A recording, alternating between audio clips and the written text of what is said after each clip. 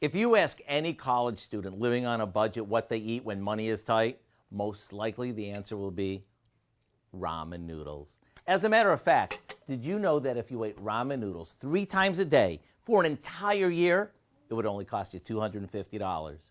And besides them being easy on our wallets, ramen noodles are becoming very trendy. So let me show you how to beef them up.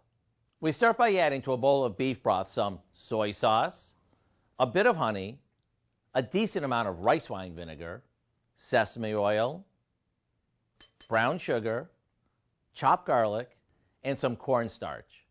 We give this a mix and set it aside. Then we saute some broccoli and onions in sesame oil until they're tender.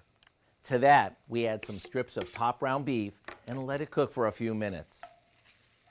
Meanwhile, we boil a couple of packages of ramen noodles, discarding the seasoning packets.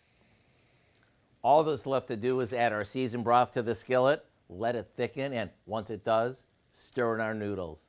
If you didn't know otherwise, you'd probably think this was from some fancy Asian restaurant. After all, the veggies are crisp, the beef is super tender, and the noodles are cooked to perfection.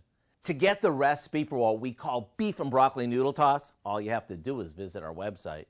I'm Howard with Kelly in the Mr. Food Test Kitchen, where today we found a noodleicious way for you to say, ooh, it's so good. That's a lot of noodles.